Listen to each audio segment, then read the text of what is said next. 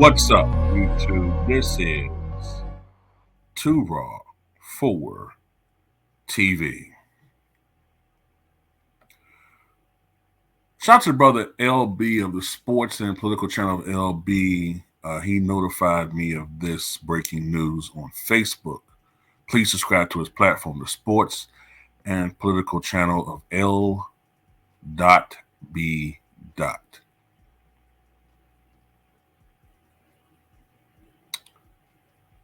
So the Toronto Raptors, according to reports, will retire Vince Carter's number 15 when they host Sacramento on November the 2nd.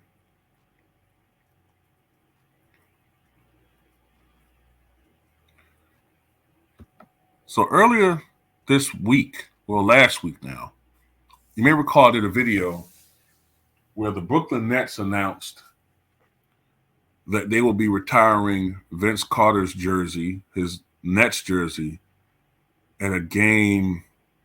Oh, man, I forgot who they were playing. Was it the Spurs?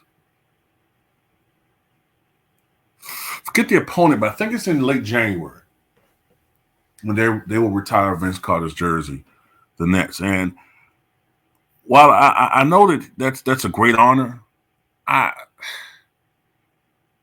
just don't know. I was just like, 5 years, last 2 years he wasn't an all-star. Middling success, only 26 games played as the playoffs as a Net. I just wasn't feeling that one, man. You know what I'm saying? I mean, I know the Nets don't have the most storied history, but I understand if they retire Brook Lopez's jersey for the long tenure that he had there. I get absolutely Julius Erving, his time in the ABA. I get, Jason Kidd, absolutely. Buck Williams, absolutely, for his dominance with that franchise. Even though they didn't win, we do remember that 84 upset of the defending world champion Sixers. I get all of those, but Vince, he's a Raptor, man. So they look at our videos. Yeah, the video views that we have, some of us may not mind boggle people, but that's that's the algorithm. But yeah, they see it. They know that there's something wrong there. How does the greatest Raptor of all time not have his jersey retired, but the Nets retire his jersey? Something wrong. And even though he had an acrimonious end to his tenure with the Raptors, and then, I'm sorry, but he put that franchise on the map. Now, he wasn't their first star, per se. That would have been Damon Stoudemire, but Vince Carter was box office. Vince Carter was a superstar. Vince Carter, for those of you who are too young to remember, it wasn't Kobe. It wasn't Shaq. It wasn't Iverson.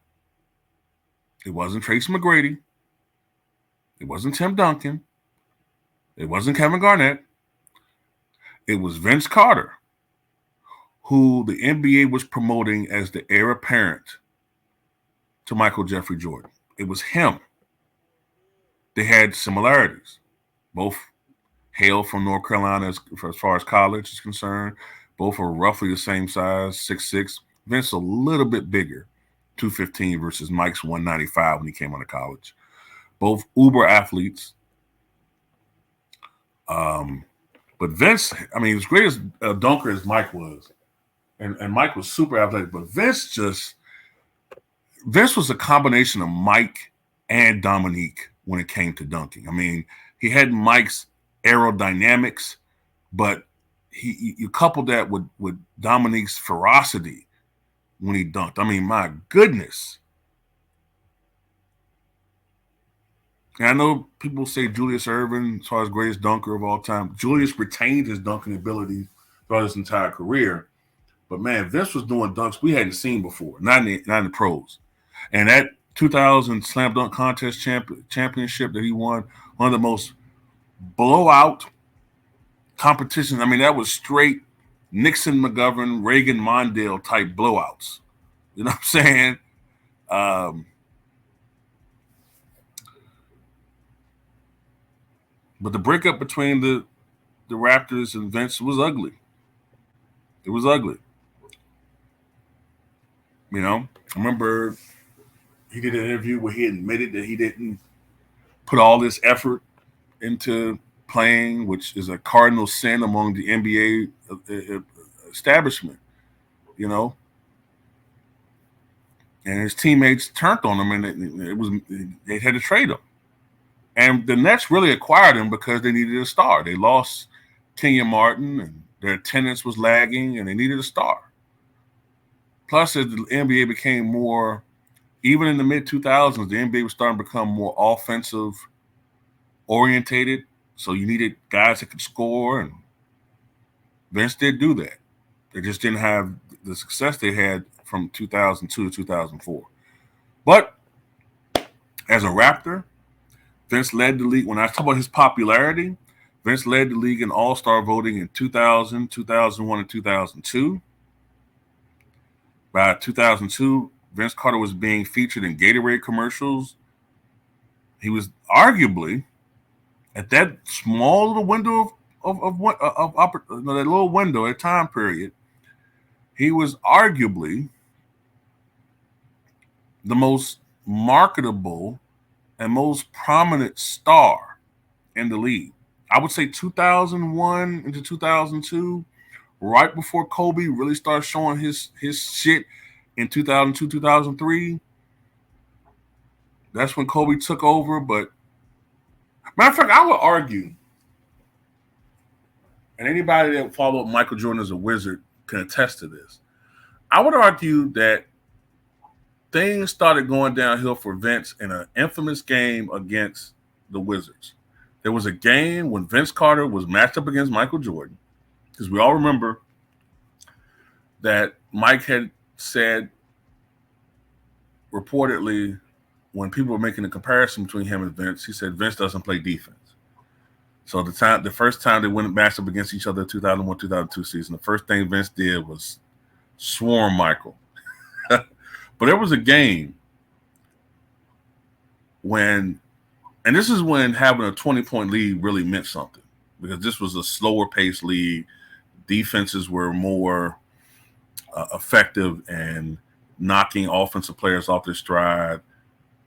You know, you didn't see as much ball movement then. It was more ISO heavy basketball, which kind of can be annoying. But anyway, the Raptors had like a 20-point lead at halftime. Vince had 23 points in the first half, 19 in the first quarter, if I remember correctly. Michael only had like 4 or something. Second half, Michael Jordan shut down Vince Carter. I think Vince only had like 4 points the rest of the game. Jordan scores like 19 of his 23 in the second half. And they come back and win the game. And I mean, he shut Vince Carter the fuck down. And I remember everybody was like, damn, Vince got exposed, man. Why didn't he? It's like he just, you know how like we get on LeBron for like all of a sudden disappearing? That's what Vince did in that game. And he started having a little bit of a history of doing that sometimes when he was matched up against other marquee players. You start seeing some criticism. You know, Vince seemed like he doesn't really want that mantle. I mean, you're going up against Michael Jordan, and you got to take it from him. You got to go out there and bust his ass. And he wasn't doing that. And he was getting outplayed by Tracy McGrady and Kobe. And it got out. They said he didn't really want to be that man. He didn't want to be the face of the league. He didn't want that responsibility. Kobe did. And the rest was history. Now, what got in Kobe's way was Colorado, but then ultimately he was able to overcome that. But anyway,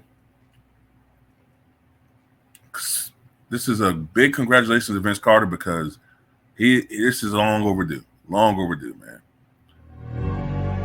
Anyway, yeah.